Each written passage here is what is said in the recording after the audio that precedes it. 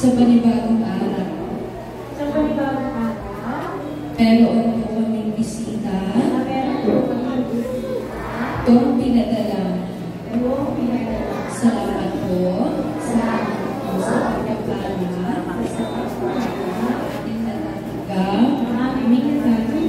At nawa po. Ito ang muna. Tulungan niyo kami. School na maging successful ang araw na ito.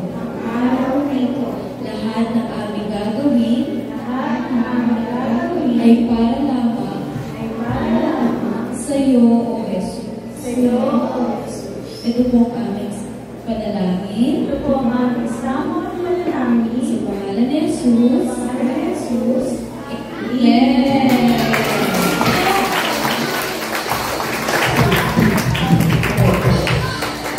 Ayan, kung taas lang po kayo dito ng handa ng sumayaw, taas ang kamay! Ayan, sino naman yan? Handa niyang kumanta, tumalon! Ayan, so,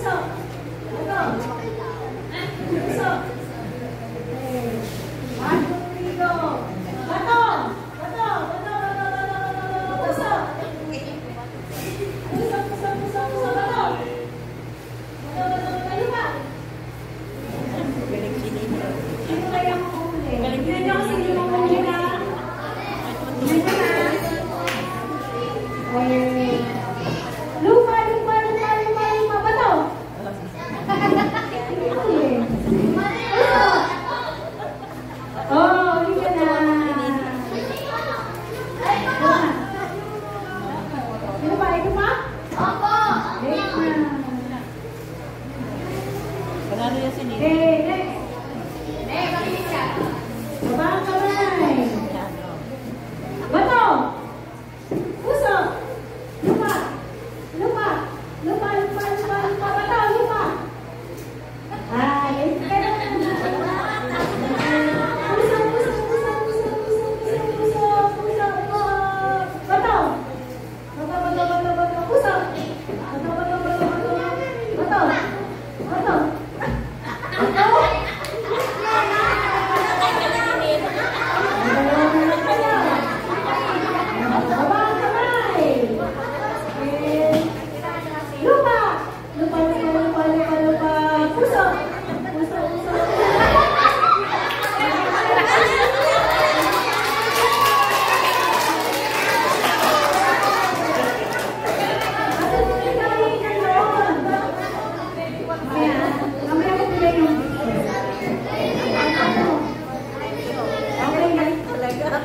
Okay, mamaya ulit tayo maglalaro.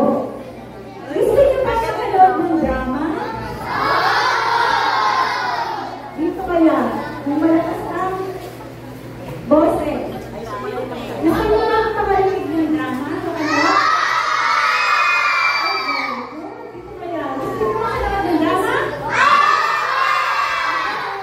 Gusto niyo makalood ng drama?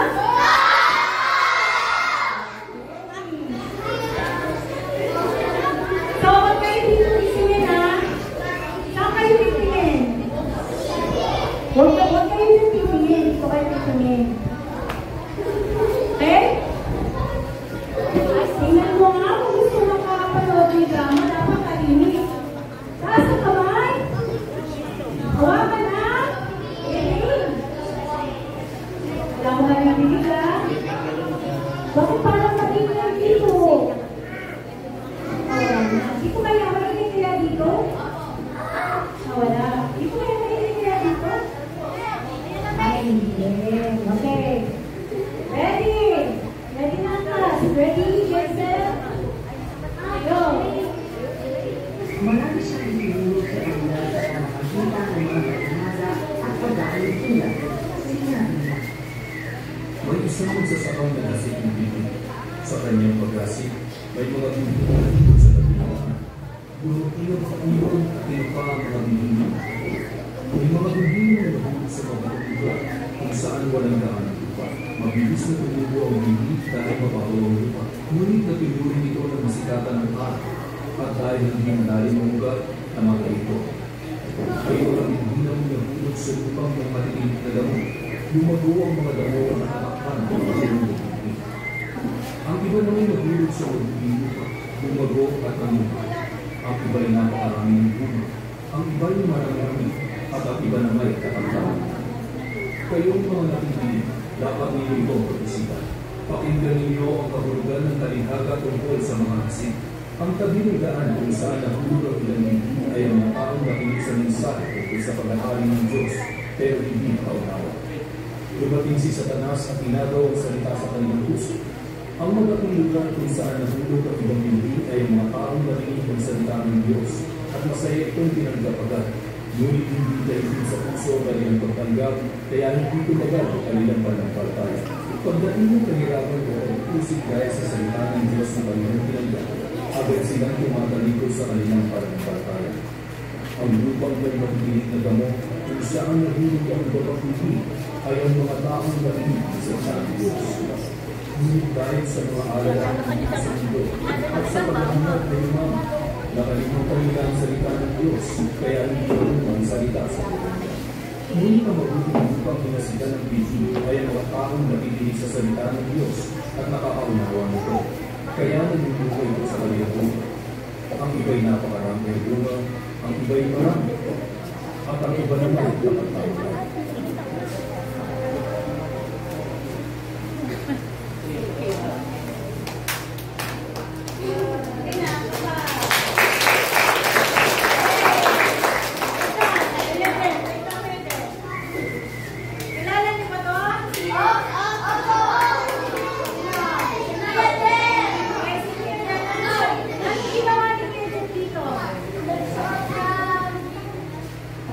Anong ginawa ni Kuya Jeff?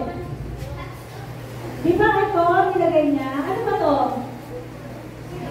Ha? Ano to? Buto. Tapos, siya ang tinawag ng buto. Ano tawag sa kanya? Ha? Magsasaka, tagapagtanim. Siya ay isang farmer. Tapos, ito, sino to? Sino to? Okay. At alam niyo ba kung ano to? Ito. Ang puto ay ang salita ng Diyos. Salita ng Diyos ang puto. Tapos itinanim ng Diyos kay Jesus, itinanim niya sa mga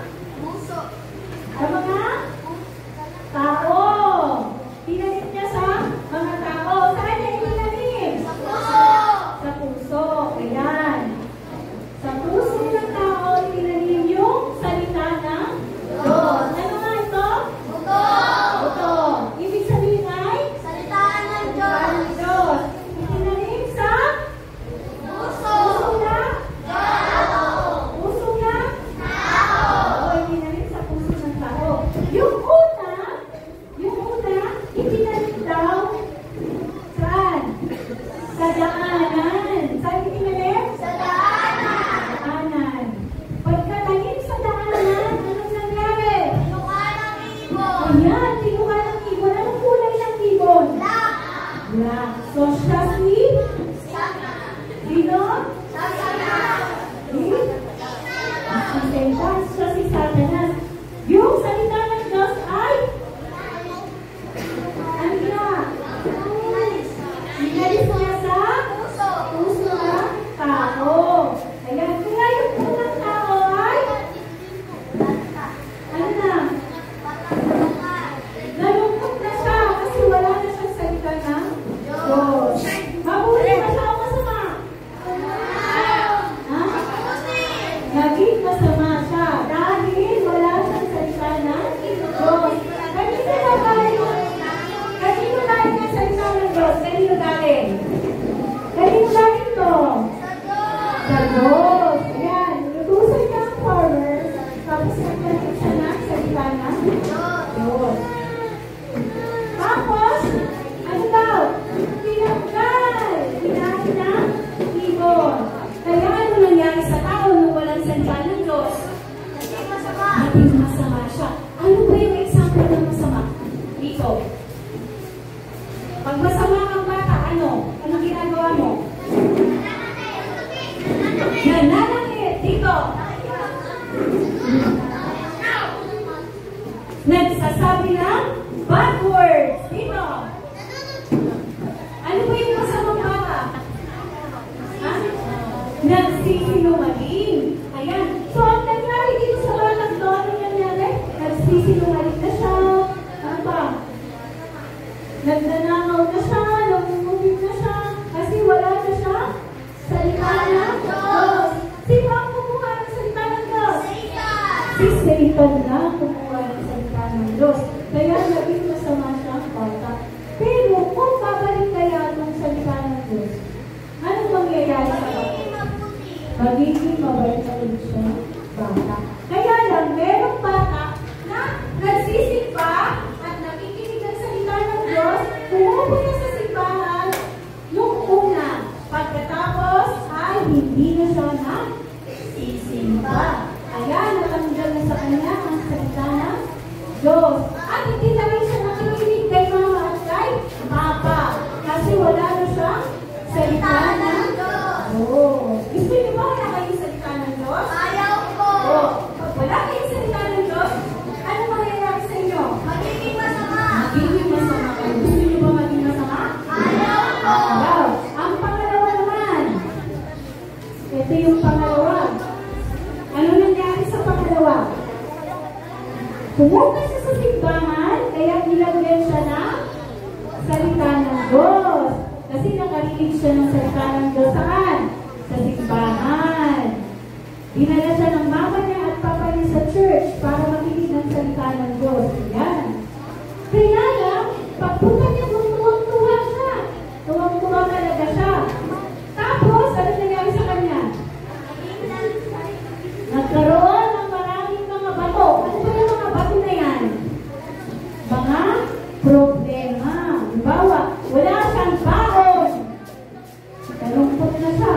Di na siya pumasok, hindi na rin siya nagsimba.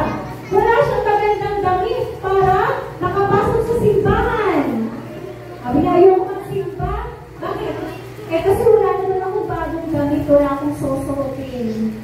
Hindi na siya nagsimba. Kaya ano nangyari? Siya ay naging masamang bata. Naging masama siyang bata. Kasi wala siyang bakon sa school. Ayoko na pumasok sa school kasi wala akong bakon. Yan. Tapos, ayaw niya na rin sumunod sa mama at papa niya. Ayoko na kasi ano naman eh, mahirap lang naman tayo eh. Hindi naman tayo mayaman eh. Ganyan. Hindi na siya nag-pray. Nung una nag-pray siya, hindi na siya nag-pray. Bakit? Kasi ayaw niya na. Dahil marami na problema at pagsubok ang durapin sa kanya buhay. Doon, meron namatay ang mama. Sino namatay ang mama dito? Ayun, hindi na nagsisimba kasi hindi na namatay ang mama. Ay, namatay ang mama, sino ba namatay ang papa? Yan, hindi na rin siya nagsimba kasi namatay na yung papa niya. Sino naman dito namatay ang lolo at lola? Yan, sabi niya, wala na sa akin susunod. Para yung mga sabi sa church, hindi na pumunta sa lola. Wala na ako, hindi na rin ako magsisimba. Hanggang sa naging masama na siya. Bata. Yan. Tapos dito, ano kaya to? Marami na? Yan. Pumasok siya sa church, tapos nakinig siya ng salita ng Diyos, tapos tuwan-tuwa siya, tapos binigyan siya ng nakakinig siya ng salita ng Diyos, tapos kasi mahirap lang sila, lagi siya pumunta sa church, tapos nagkabili siya, Lord, gusto mo po, makapagpalan sa ako. Sabi naman ng Lord, sige, ibibigay ko sa'yo, makakapag-aral ka. Ayun, nakapasok siya sa school. Sabi niya, Lord, wala po kami ulam, pagkain. Sabi ng Lord, bibigyan kita ng pagkain. Sabi niya, Lord, gusto ko pong yumaman. Sabi nito, Lord, gusto ko pong yumaman. Gusto ko po na maraming pagkain, maraming laman. Ganyan. Tapos, sabi ng Lord, sige, payayamanin kita. Yan. At nung yumaman na siya, at naging maganda na siya, iba-iba na yung mga damit niya, dami na niyang pera, nagpa-ano na siya ng buhok, yung kulit niyang buhok, na-spray na siya, marami na siyang pera. Kaya lang, maging mayabang naman siya. Meron kang bagong shoes? Wala, sila. Ako, meron kang bagong shoes. Ang bago mo naman, ay sila nga dito. Ganda naman ang ano mo, dami mo namang pera, saka pagkain, hindi naman ako. Ayaw ko, umalis ka dyan, akin lang yung pagkain mo ko. Sino dito madamot? Ayan, naging madamot na siya, kaya tinubuhan ng tinig. Wala, ano ba? Naging sinungaling na rin siya, sabi niya. Saan ka galing? Diyan lang po, galing sa klase ko. Nag-aral po kami, nag-model po kami. Pero saan siya pumunta? Sa computer shop. Sino pinalagay mo sa computer shop? Tapos nagbigay siya ng pera sa computer shop. Tapos nag-computer siya maghapon. Inubos niya yung pera niya sa computer ng computer. Hanggang nagkaroon na ulit ng mga pili. Hanggang yung salita ng Diyos ay kasi ano na, ang yabang na niya. Sino ka? Ang karte mo naman? Ano pa? Sino gusto lumabas sa akin? Nahilig na siya? Ano pa? Nahilig na siya? Uy, akin yan! Bago yung dalawa ko, akin yung dalawa na yan. Naging ano na siya? Alam mo. Tapos, lahat ng mga pagkain, gusto niya sa kanya. Ayaw niyang bigyan mo, kapatid niya. Sabi ng kapatid niya, bakit din mo lang sa akin? Ayaw niya.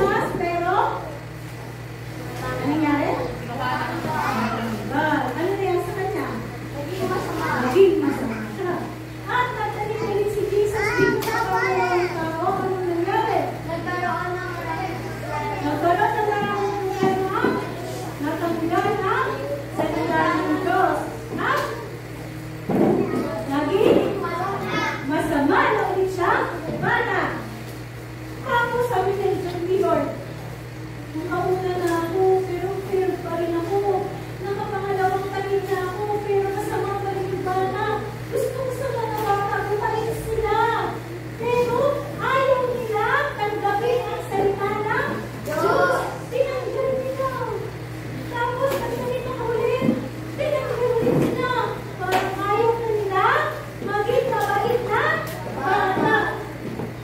Dito sa pangatlo, binigay ko na ang lahat, sabi ni Jesus. Binigay ko na ang magandang damit, binigay ko na maraming pagkain, binigyan ko na maraming pera. Pero nung nagdating ako, anong nangyari? Tinanggal pa rin nila, ayaw pa rin nila tanggapin. At naging masama pa rin siya? Bata. Ilan na ang naging masamang bata? Tatlo na. At pagdating kaya dito, ano kayang mangyayari? Kita natin yung magiging mabait na bata. Nagtanim ulit si Lord na salita ng Diyos. Pumunta ulit siya sa simbahan. At pagpunta niya sa simbahan, nakilala niya si Jesus. Anong sabi niya? Lord, sorry. Kasi po, masama po akong bata. Nagsisinungaling po ako. Nangungupit po ako ng pera. Si mama ko at saka si papa, di po ako sumusunod sa mga utos nila. Patawarin niyo po ako. Nagsisigaya siya? Nagsisigaya siya? Ito, nagsisigaya siya? Ano, nagsisigaya siya? Matama siya ay nagsisi. At ang sabi niya ay, hindi mo tatanggalin ang salita ng Diyos sa aking puso. Sa tingin niyo, naging mabait siyang bata? Hindi marinig, naging mabait ba siyang bata? Naging mabait siya, bata. Nagkaroon pa siya ng mga bunga. Ano kaya ang bunga? Bunga na banal na ito. Kapag meron ka sa salita ng Diyos, ano ka meron? Pag-ibig, hindi tulad ng mahal. Mahal si mama, mahal si papa, mahal ang crush. Dito ako mga nagmamahal sa buhay. Binigyan siya ng Lord ng bunga na Espiritu ng pagmamahal. Sunod, sino dito na mabait? Mas kamay. Dito sino mabait? Dito sino mabait? Nagkaroon din siya ng bunga na pagiging mabait. Masunurin. Yan. Lahat dito. Sabi niyo nga mabait. Magalang. Hindi nangungupit. Hindi matango. Mapagmahal. Mapagbigay.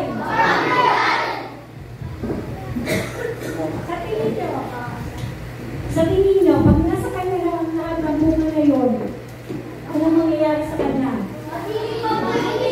Tama. Magiging mabuti siya bata. Palagpagan natin ang salita. Yan. Ngayon, pipili kayo. Pipili kayo. Gusto niyo ba ito? Palagpak kung gusto ito. Gusto mo ito? Magiging ganito pa bata? Dito, sino kayo gusto na maging ganitong bata? Ito din. Eto, sino gusto ng ganito? Na hinanggal din ang salita ng Diyos? Wala. Dito.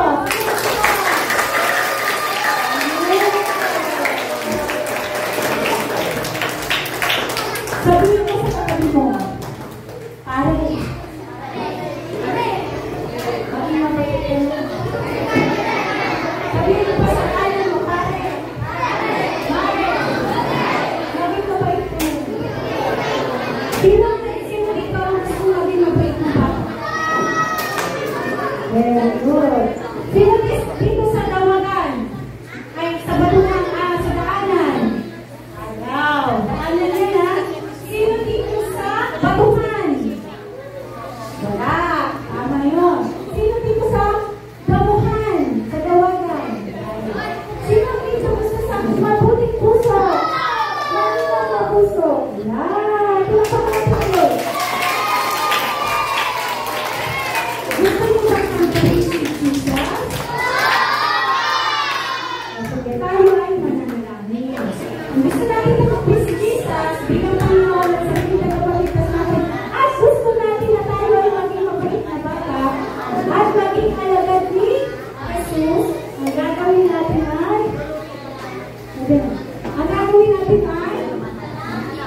manalangin tayo.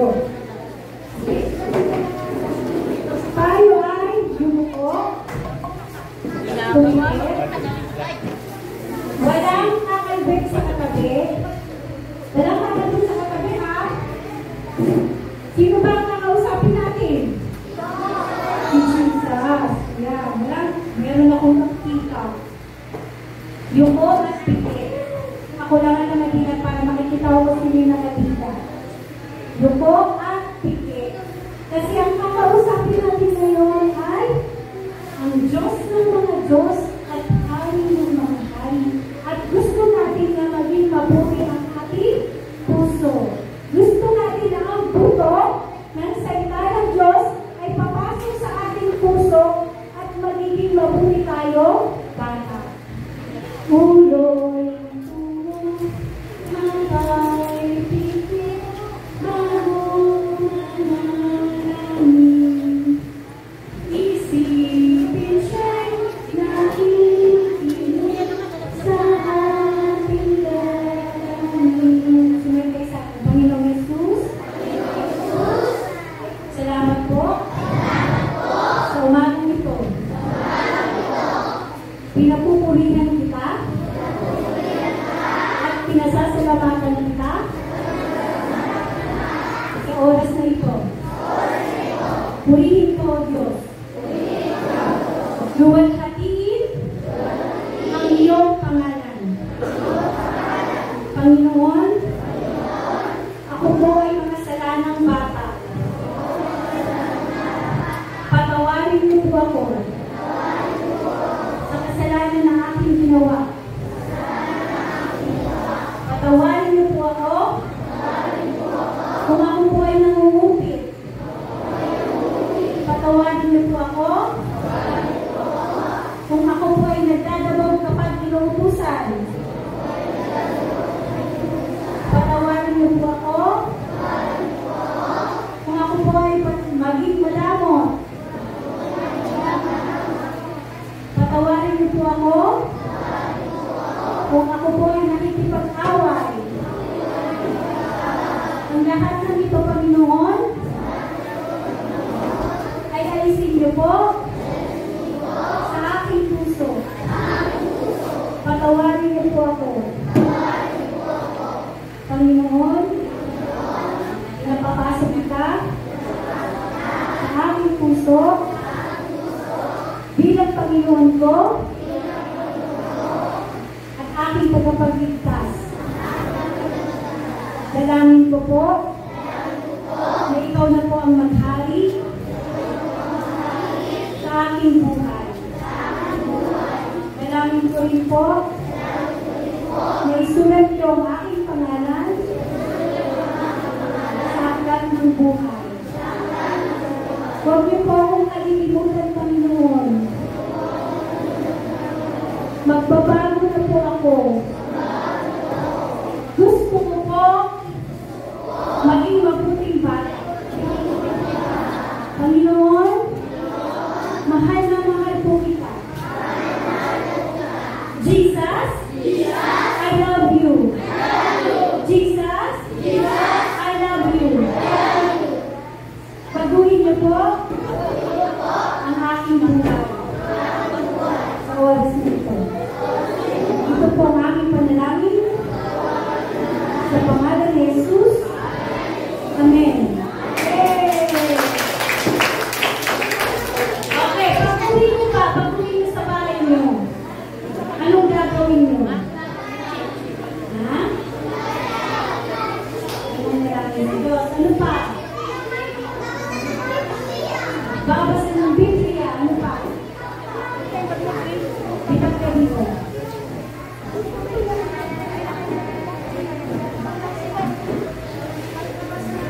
Kapasabi ko lang eh, magbago na eh. Sino yung gagasot? Sino kaya sa inyo yung gagasot? Wala. Natanggal na kaagad yung buto ng salita ng Diyos. Dito sa puso. Yun. O dapat, pag nag-pray,